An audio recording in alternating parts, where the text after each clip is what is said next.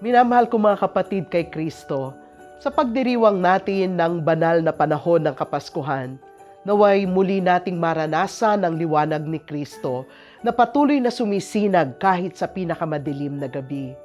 Siya ang nagdadala sa atin ng pag-asa na muling sumisibol, ang pag-ibig na hindi nagmamaliw, at ang kapayapaang nagiging kanlungan sa gitna ng kaguluhan.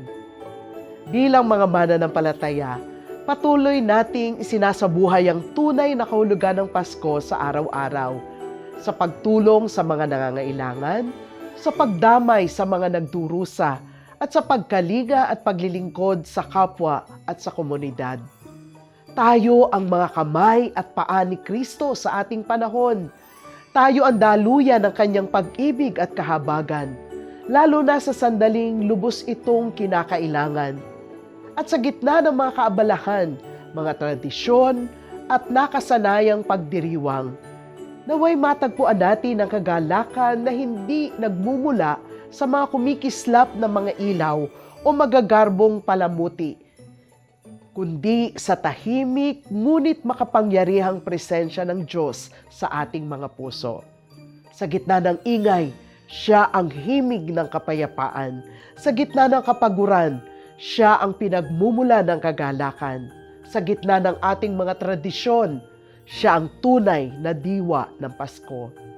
Habang nagpapatuloy tayo sa paglalakbay pananampalataya, naway manatili tayong mga ilaw na nagbibigay liwanag sa ating pamayanan.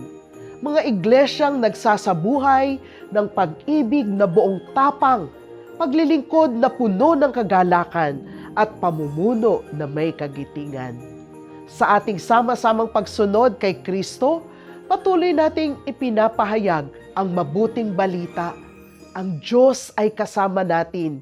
Hindi kailanman nagpapabaya, ngayon, bukas at magpakailanman. Maligayang Pasko po sa inyong lahat.